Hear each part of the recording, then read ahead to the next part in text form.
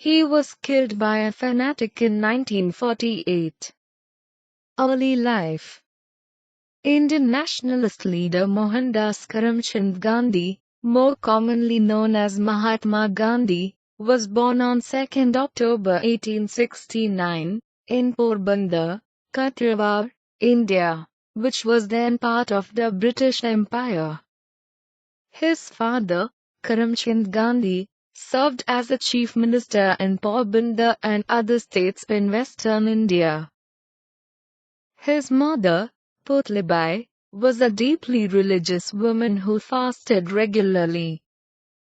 Gandhi grew up worshipping the Hindu god Vishnu and following Jainism, a morally rigorous ancient Indian religion that espoused non-violence, fasting, meditation and vegetarianism. Young Gandhi was a shy, unremarkable student who was so timid that he slept with the lights on even as a teenager. At the age of 13, he wed Kasturba Mukherjee, a merchant's daughter, in an arranged marriage. In the ensuing years, the teenager rebelled by smoking, eating meat and stealing change from household servants. In 1885, Gandhi endured the passing of his father and shortly after that the death of his young baby. Although Gandhi was interested in becoming a doctor, his father had hoped he would also become a government minister, so his family steered him to enter the legal profession. Shortly after the birth of the first of 4 surviving sons, 18-year-old Gandhi sailed for London, England, in 1888 to study law. The young Indian struggled with the transition to Western culture, and during his 3-year stay in London, he became more committed to a meatless diet, joining the executive committee of the London Vegetarian Society, and started to read a variety of sacred texts to learn more about world religions. Upon returning to India in 1891, Gandhi learned that his mother had died just weeks earlier. Then, he struggled to gain his footing as a lawyer.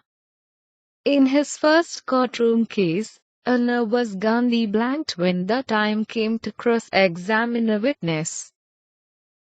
He immediately fled the courtroom after reimbursing his client for his legal fees. After struggling to find work in India, Gandhi obtained a 1-year contract to perform legal services in South Africa. Shortly after the birth of another son, he sailed for Durban in the South African state of Natal in April 1893. Spiritual and political leader. When Gandhi arrived in South Africa, he was quickly appalled by the discrimination and racial segregation faced by Indian immigrants at the hands of white British and Boer authorities. Upon his first appearance in a Durban courtroom, Gandhi was asked to remove his turban. He refused and left the court instead. The Natal Advertiser mocked him in print as an unwelcome visitor. A seminal moment in Gandhi's life occurred days later on 7 June 1893, during a train trip to Pretoria when a white man objected to his presence in the first-class railway compartment, although he had a ticket. Refusing to move to the back of the train, Gandhi was forcibly removed and thrown off the train at a station in Pietermaritzburg. His act of civil disobedience awoke in him a determination to devote himself to fighting the deep disease of color prejudice. He vowed that night to try, if possible, to root out the disease and suffer hardships in that process. From that night forward, the small, unassuming man would grow into a giant force for civil rights. Gandhi formed the Natal Indian Congress in 1894 to fight discrimination. At the end of his year-long contract, he prepared to return to India until he learned at his farewell party of a bill before the Natal Legislative Assembly that would deprive Indians of the right to vote. Fellow immigrants convinced Gandhi to stay and lead the fight against the legislation. Although Gandhi could not prevent the law's passage, he drew international attention to the injustice. After a brief trip to India in late 1896 and early 1897, Gandhi returned to South Africa with his wife and 2 children. Kasturba would give birth to 2 more sons in South Africa, one in 1897 and one in 1900. Gandhi ran a thriving legal practice, and at the outbreak of the Boer War, he raised an all-Indian ambulance corps of 1,100 volunteers to support the British cause, arguing that if Indians expected to have full rights of citizenship in the British Empire, they also needed to shoulder their responsibilities as well. Gandhi continued to study world religions during his years in South Africa. The religious spirit within me became a living force, he wrote of his time there. He immersed himself in sacred Hindu spiritual texts and adopted a life of simplicity, austerity and celibacy that was free of material goods.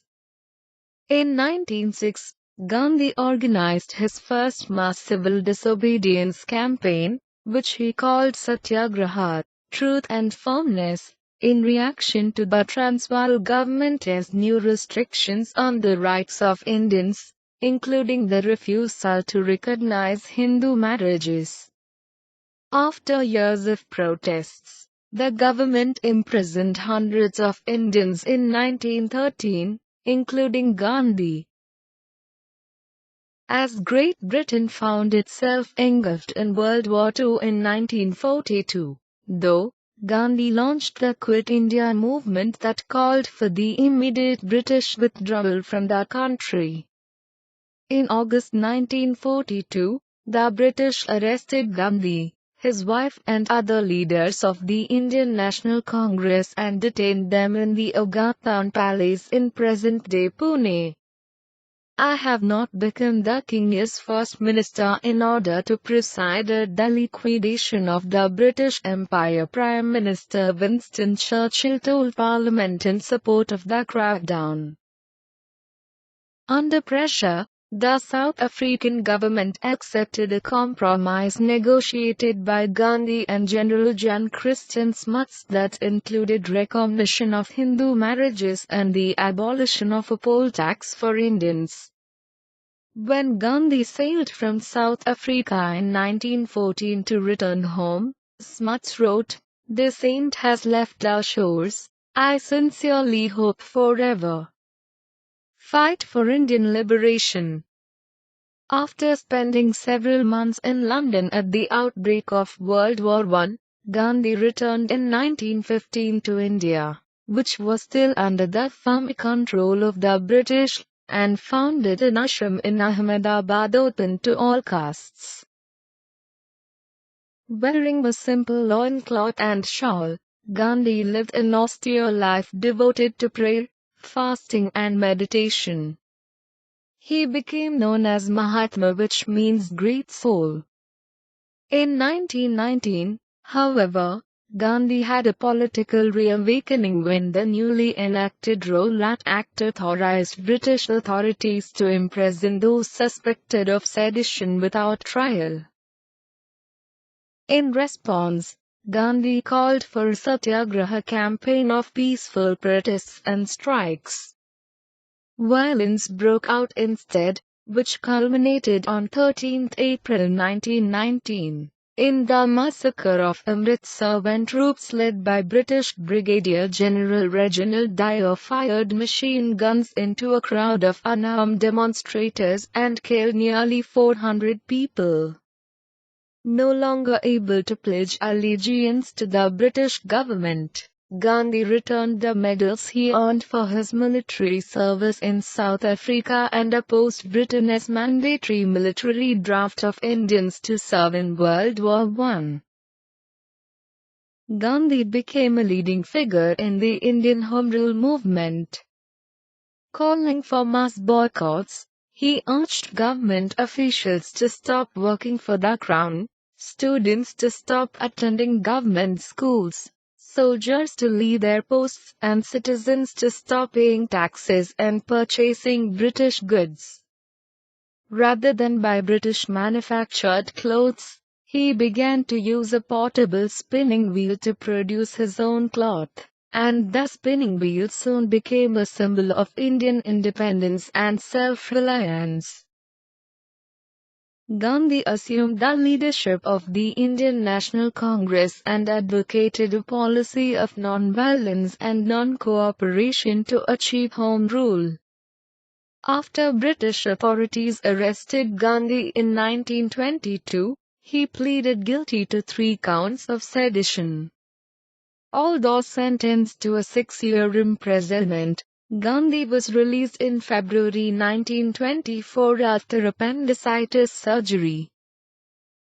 He discovered upon his release that relations between India's Hindus and Muslims had devolved during his time in jail, and when violence between the two religious groups flared again, Gandhi began a 3-week fast in the autumn of 1924 to urge unity. The Salt March.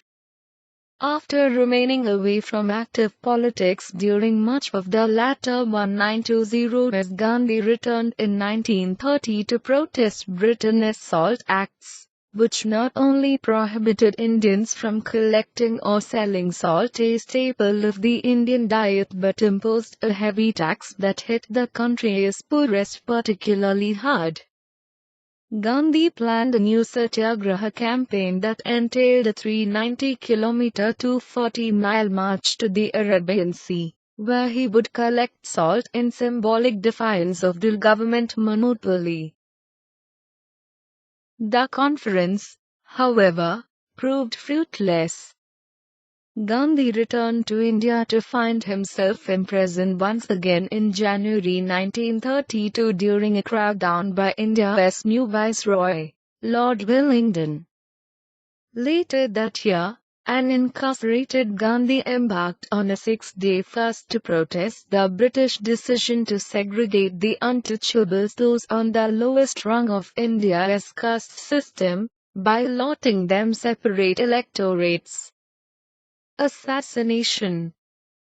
In the late afternoon of 30th January 1948, the 78-year-old Gandhi, still weakened from repeated hunger strikes, clung to his 2 grandnieces as they led him from his living quarters in New Delhi's Birla House to a prayer meeting. Hindu extremist Nathuram Godse, upset at Gandhi's tolerance of Muslims, knelt before the Mahatma before pulling out a semi-automatic pistol and shooting him 3 times at point-blank range. My ambition is no less than to convert the British people through non-violence and thus make them see the wrong they have done to India, he wrote days before the march to the British Viceroy, Lord Irwin. Wearing a homespun white shawl and sandals and carrying a walking stick, Gandhi set out from his religious retreat in Sabarmati on 12 March 1930, with a few dozen followers. The ranks of the marchers swelled by the time he arrived 24 days later in the coastal town of Dandi, where he broke the law by making salt from evaporated seawater.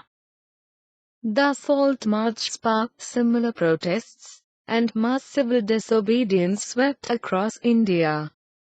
Approximately 60,000 Indians were jailed for breaking the Salt Acts, including Gandhi, who was imprisoned in May 1930.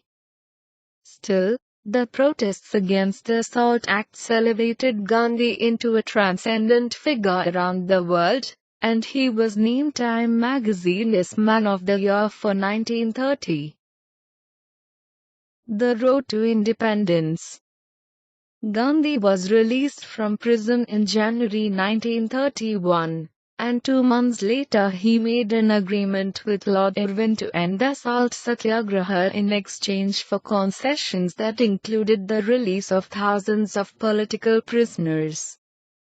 The agreement, however, largely kept the SALT Acts intact, but it did give those who lived on the coasts the right to harvest salt from the sea.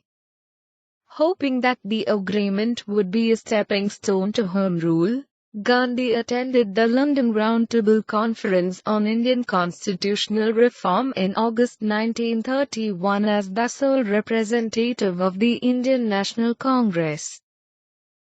The public outcry forced the British to amend the proposal. After his eventual release, Gandhi left the Indian National Congress in 1934, and leadership passed to his prodigy Jawaharlal Nehru. He again stepped away from politics to focus on education, poverty and the problems afflicting India's rural areas. With his health failing, Gandhi was released after a 19-month detainment, but not before his 74-year-old wife died in his arms in February 1944.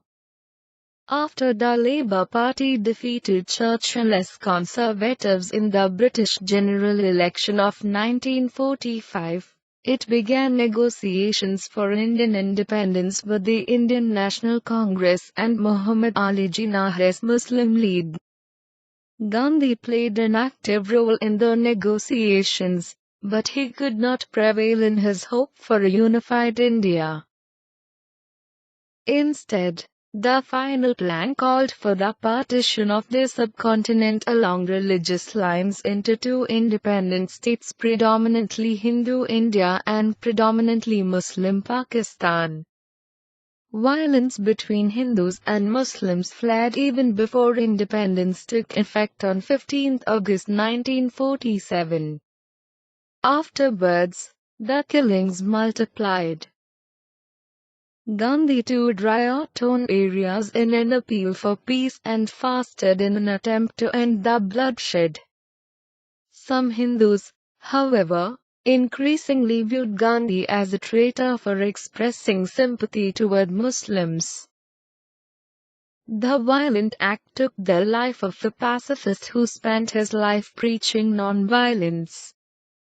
Godse and a co-conspirator were executed by hanging in November 1949, while additional conspirators were sentenced to life in prison. Death and legacy. Even after his death, Gandhi's commitment to non-violence and his belief in simple living, making his own clothes, eating a vegetarian diet and using fasts for self-purification as well as a means of protest have been a beacon of hope for oppressed and marginalized people throughout the world. Satyagraha remains one of the most potent philosophies in freedom struggles throughout the world today, and Gandhi's actions inspired future human rights movements around the globe, including those of civil rights leader Martin Luther King Jr. in the United States and Nelson Mandela in South Africa.